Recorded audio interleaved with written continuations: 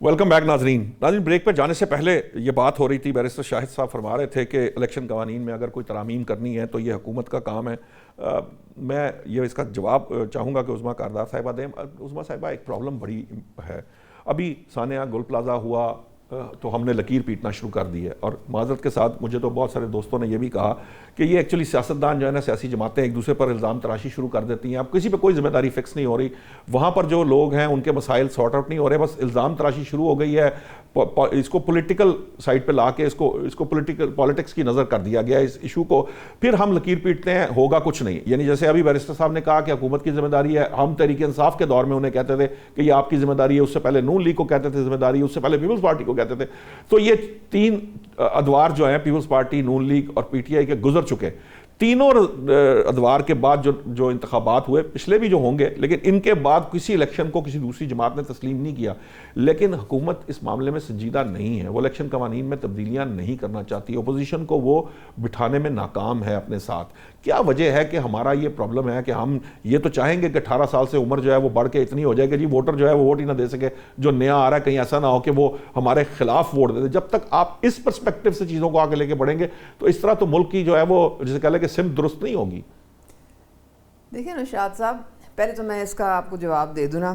اگر 18 سے 25 سال کی عمر کا کوئی تجویز ہے اور وہ پارلیمنٹ میں آتی ہے تو آپ کے پاس 2/3 میجورٹی ہے اور وہ سب اس میں اگری کرتے ہیں تو آپ چینج کر سکتے ہیں. کوئی آپ کو ایسی چیز قطعاً نہیں ہے، کوئی غیر قانونی بات یا کوئی غیر آئینی بات آپ نہیں کر رہے ہیں. تو باہر بیٹھ کے تبصرے کرنے سے تو کچھ نہیں ہوتا نا. آپ نے یہ دیکھنا کہ آپ کے پاس نمبر گیم ہے جس سے آپ ایک تبدیلی لا سکتے ہیں، اور اس کی وجوہات آپ دیں، کنونس کر لیں لوگوں کو. اسٹینڈنگ کمیٹیز میں یہ قانون جاتے ہیں، سارے ڈسکس ہوتے ہیں، اس کے بعد فائنلائز ہوتے ہیں. اچھا، اب ان کا مجھے تو سمجھ نہیں آتی ہے. دیکھیں یہ جو لکیر کے فقیر ڈنڈورا پیٹتے رہتے ہیں نا، 17 سیٹیں، تو بھئی اسی الیکشن کمیشن نے آپ کے کے پی میں بھی الیکشن کرائے تھے. تو اس کا مطلب آپ بھی 17 سیٹیں لے کے آپ نے حکومت بنا لی ہے وہاں پہ. مولانا صاحب تو ویسے ہی پٹ رہے ہوتے ہیں کہ وہاں پہ دھاندلی ہوئی ہے. تو اچھا، پھر کیا 2018 میں جب ہم نے کہا تھا کہ جوڈیشل کمیشن بنائیں، کیونکہ ہمیں جو ہے آر ٹی ایس بٹھا کے تو سب کو فارغ کر دیا گیا تھا، تو بانی صاحب نے فرمایا کہ میں پارلیمانی کمیٹی بنا دیتا ہوں. انہوں نے پارلیمانی کمیٹی بنا دی تھی. ٹھیک ہے، اب ان کے حافظہ کمزور ہے تو اب اس کا تو کوئی علاج نہیں. اب وہ پارلیمانی کمیٹی جو تھی اس کی ٹوٹل ایک میٹنگ ہوئی. پرویز خٹک جس کے سربراہ تھے جی، اس ایک میٹنگ کے بعد کوئی میٹنگ نہیں ہوئی. تو یہ تو ان کا اپنا حال ہے. اب یہ روتے پٹتے ہیں 45-47 کو. تو ان کو چاہیے الیکشن ریفارمز کی طرف بڑھیں. انہوں نے کیوں نہیں 3.5-4 سال میں کوئی الیکشن ریفارم کیے؟ ٹھیک ہے، کیونکہ یہ ان کی نیت ہے ہی نہیں، نہ ان کے یہ چاہتے ہیں.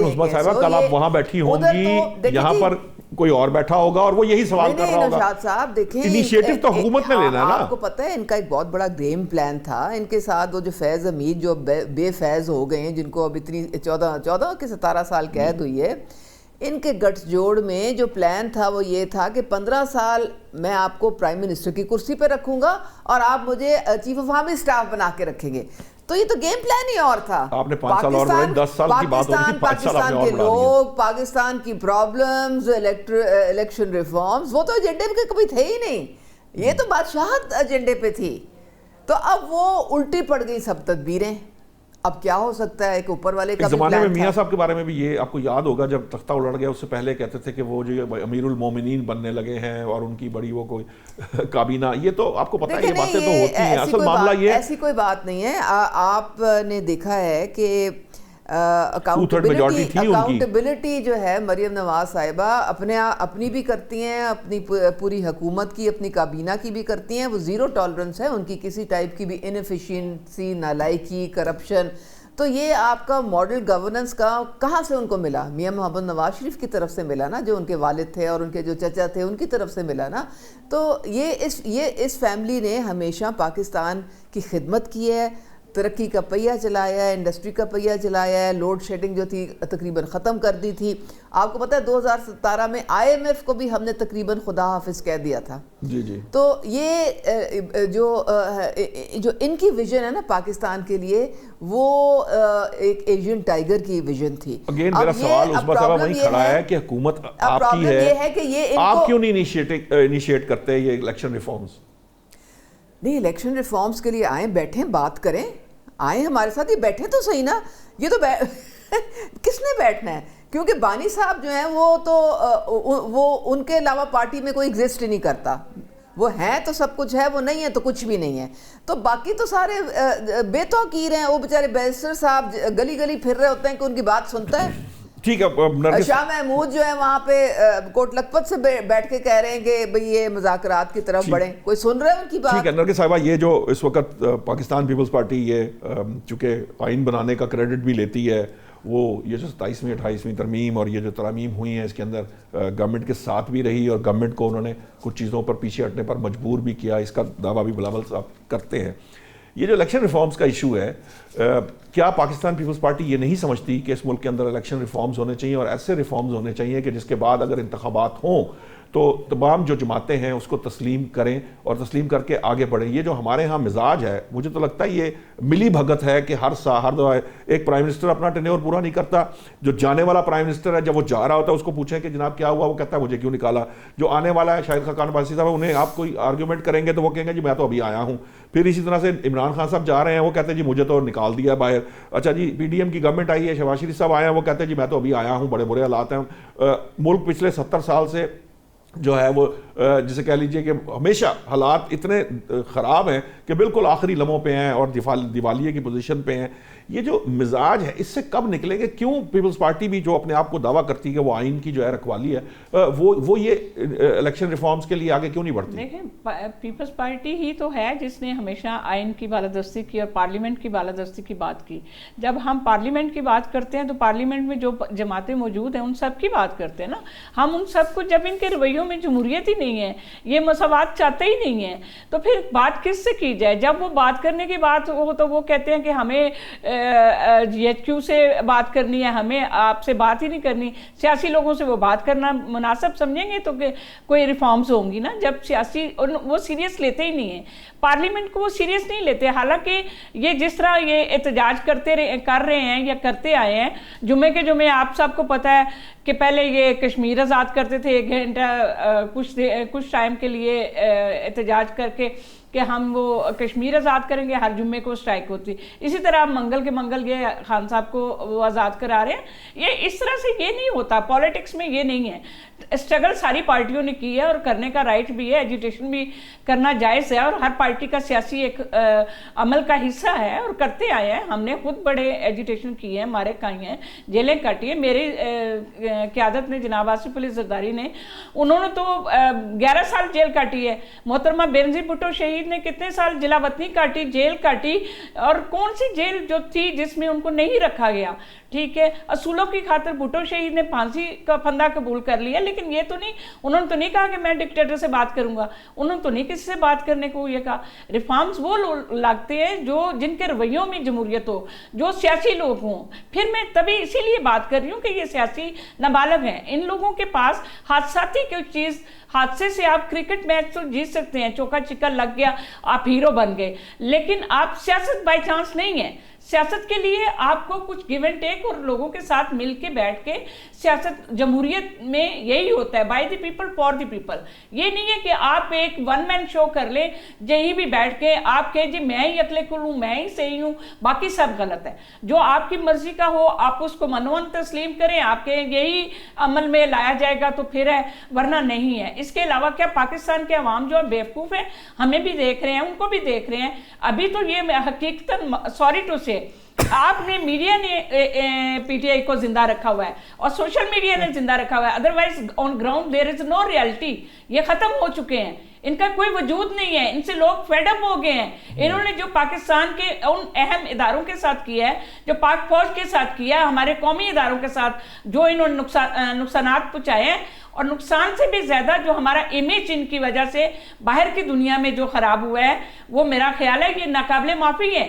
یہ کبھی بھی ان کے ساتھ جو ایسا ہم نہیں چاہتے. ہم پولیٹیکل ورکر ہیں, ہم نے مارے کھائے ہیں, ہم نے ہر قسم کی قربانی دی ہے, لیکن ایسی سیاست جس کی بنیاد پی ٹی آئی نے رکھی ہے ہم نے اپنی ہوش میں نہیں دیکھی. لیکن سوال میرا پھر وہی رہا کہ جو حکومت ہے, چلے پی ٹی آئی تو جو کر رہی ہے, لیکن حکومت کو آپ الیکشن ریفارمز کی طرف کیوں نہیں لے کر آتے؟ ہم نے بارہا ان کو کہا ہے, ہماری جب کیئر ٹیکر گورنمنٹ میں بھی ہم نے ان کو کہا, اس کے بعد بھی آن ریکارڈ ہے نیشنل اسمبلی میں, آپ دیکھیں جا کے, آپ ریکارڈ منگوائیں, آپ کو پتہ چلے گا.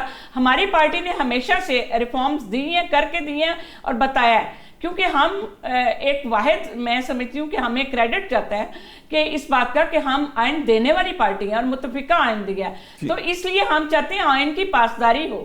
جمہوریت کے لیے, بقا کے لیے, ہم نے ملک کی سالمیت کے لیے جو قربانیاں پیپلز پارٹی نے دی ہے, پیپلز پارٹی کی لیڈرشپ شہید ہوئی, محترمہ بینظیر بھٹو نے جمہوریت کے لیے شہادت پائی, تو پھر ہم نہیں چاہیں گے کہ ہم یہ ریفارمز لائیں. ٹھیک ہے, بہت جمہوریت کے لیے قربانیاں دی ہیں, لیکن بہر طور ابھی تک تو ابھی بھی جمہوریت کو اگر زندہ رکھا ہے تو پاکستان پیپلز پارٹی نے رکھا ہے. ہم نے بہت گیون کی ہے, ہماری لیڈرشپ نے بہت کچھ دیا ہے. ٹھیک ہے, مجھے بیرسٹر صاحب جانا ہے. اس وقت تک, ابھی تک ویسے کوئی نیشنل اسمبلی میں الیکشن ریفارم سے متعلق کوئی ایسا نہیں؟ بالکل, ہم نے پہلے ابھی کیئر ٹیکر گورنمنٹ میں بھی ہم نے ریفارمز لائے ہیں. اس سے بعد میں تو حالات ہی دیکھیں نا, انہوں نے 9 مئی کے بعد واقعات کیا کر دی ہیں, کیا حالات کر دی ہیں, ملک کے حالات دیکھیں, اور پھر اس کے بعد ان سے یہ بات کرنا ہی نہیں چاہتے. رویوں میں ان کے ایسی وہ ہے کہ ہٹ درمی والی سیاست. ٹھیک ہے, مجھے بات, میں چاہوں گا بیرسٹر صاحب سے اس پہ بات کر لی جائے. یہ بات درست ہے کہ یہ جو, اور یہ الیکشن کمیشن انہوں نے ان کا ہی لگایا ہوا تھا, یہ کسی اور سیاسی جماعت نہیں. ٹھیک ہے, وہ یہ ساری اب ماضی کا قصہ ہو گیا. اب آج ان پہ اعتراض ہے, جو جج انہوں نے لگائے, آج ان ججوں پہ اعتراض ہے, الیکشن کمیشن نئے اپوزیشن لیڈر آ گئے ہیں, محمود خان اچکزئی صاحب آ گئے ہیں, شاید دیکھتے ہیں کہ وہ, ان کو نہیں اگر اعتراض تو ایک فرق ہوگی پہ اعتراض نہیں ہے, باقی سب پہ چھوڑے, وہ تو ماضی کا معاملہ ہے, اس سے ہم بعد میں بات کر لیں گے. اصل معاملہ یہ ہے, جو امپورٹنٹ پہلو ہے وہ یہ ہے, اس میں جو سوال تھا یہ بڑا اہم تھا بیرسٹر صاحب, کہ واقعتاً پارلیمنٹ کی بارے میں اگر بات کی جائے تو پارلیمنٹ کی وہ توقیر پاکستان تحریک انصاف کی نظر میں باہر طور نہیں ہوتی. آپ نے دیکھا اسمبلیاں آپ نے توڑی, جب پہلے بھی آپ لوگ اسمبلیوں سے باہر بیٹھے رہے جو نون لیگ کے گزشتہ دور حکومت کے اندر, پھر آپ نے جو ہے جو اپوزیشن ہے وہ جس طرح سے کی وہ بھی آپ نے, وہ سب کے سامنے ہے. پھر جب آپ کی اپنی حکومت آئی تو آپ نے اپنی اسمبلیاں, جو 2 صوبائی اسمبلیاں, وہ توڑ دی, آپ نے استعفے دے دیے نیشنل اسمبلی سے.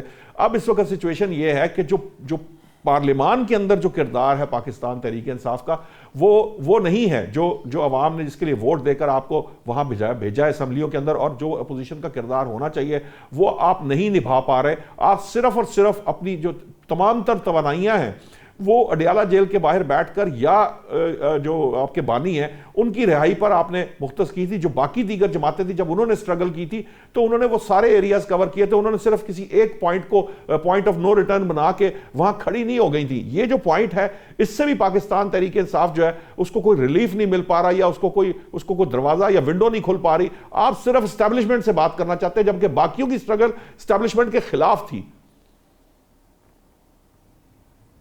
دیکھیں نشاط صاحب, گزارش یہ ہے کہ جب پارلیمان کی آپ بات کرتے ہیں تو ان کو کچھ سمجھائے, میری دونوں بہنوں کو, کہ 2/3 میجورٹی آپ کے پاس ہے. الیکشن ریفارمز اگر آپ نے کرنی ہے, آپ نے 26ویں آئینی ترمیم کر دی اپوزیشن کے بغیر, آپ نے 27ویں آئینی ترمیم کر دی اپوزیشن کے بغیر, رات کو 12 بجے آپ نے پارلیمان کا اجلاس بلا لیا. اگر آپ ترامیم کر سکتی ہیں, اور وہ آئین جس کے اوپر کنسنسس تھا 1973 کا آئین, اور جس کا موجد جو ہے وہ ذوالفقار علی بھٹو شہید تھا, ہم اس بات سے انکار نہیں کرتے, لیکن وہ جماعت جو کبھی پیپل پالیٹکس کرتی تھی آج پاور پالیٹکس کر رہی ہے.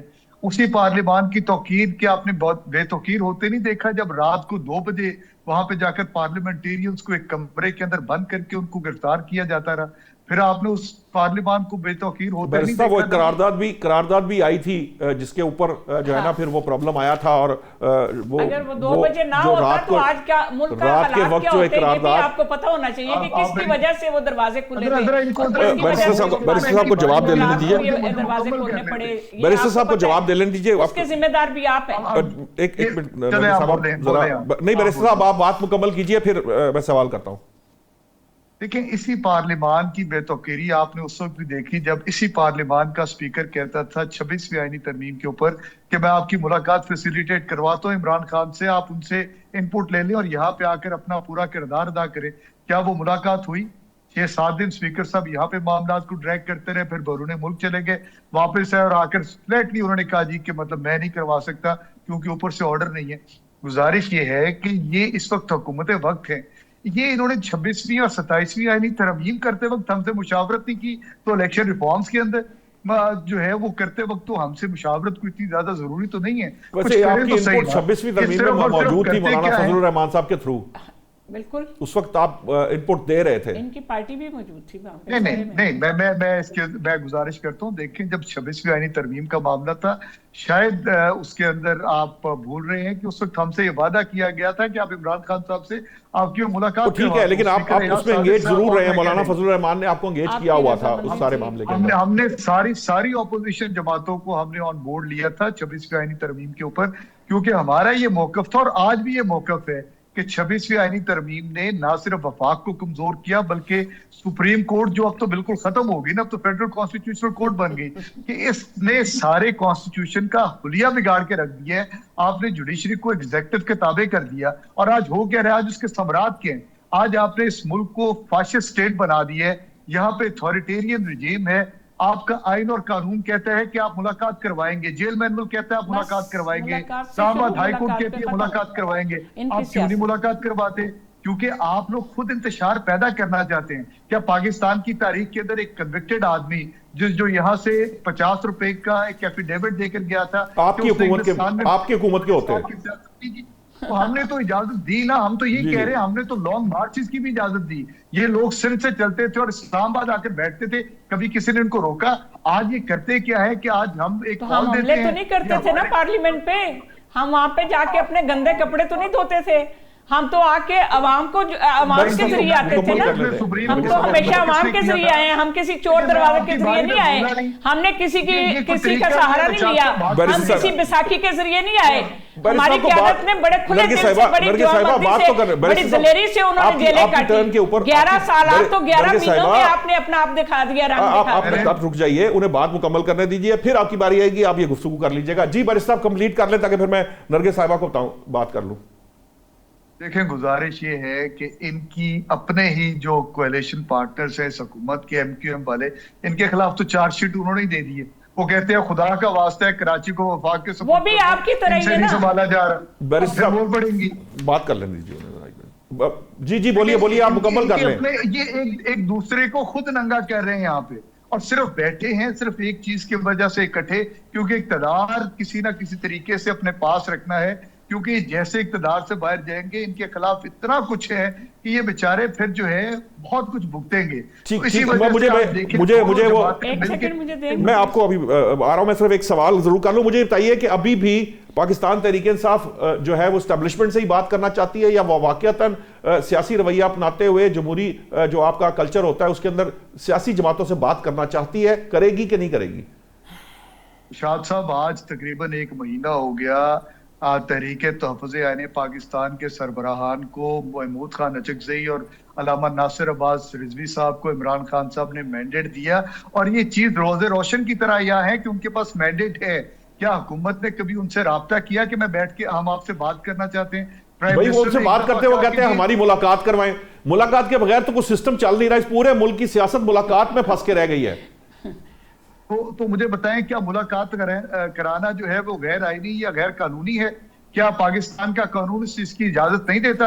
अगर कानून के अंदर ये अमर माने नहीं है तो क्यों नहीं आप मुलाकात करवाते? ठीक है, मैं ठीक है बारिस्टर साहब, आप अपनी बात मुकम्मल करें तो फिर मैं उस्मा साहिबा से पूछूंगा ये इतना कौन सा बड़ा मसला है कि ये एक सेकंड में बात मुकम्मल करूं, की बात का जवाब। मैं पहली बात है कि इनकी सारी सियासत जो है ना, मुलाकात क्यों नहीं कराई, मुलाकात का वो तो अभी पूछते हैं ना, उस पे खत्म है। दूसरी बात, जब इन्होंने ये कहा था ना, ये दूसरी पार्टियों की जो बात करते हैं, जो हमारे पे जो एलिगेशन, हमारी लीडरशिप ने तो कभी नहीं इन चीजों के ऊपर मुल्क में अफरा तफरी फैलाई और मुल्क को जला देंगे, गिरा देंगे, ये पाकिस्तान खपे का नारा जनाब आसिफ अली ज़रदारी ने लगाया। हमारी लीडरशिप जैसा कौन सा हो सकता है? इन्होंने बुनियाद रखी ना हर उस चीज کی, ہر اس برائی کی کہ جہاں پہ پاکستان جن حالات میں آج ہے.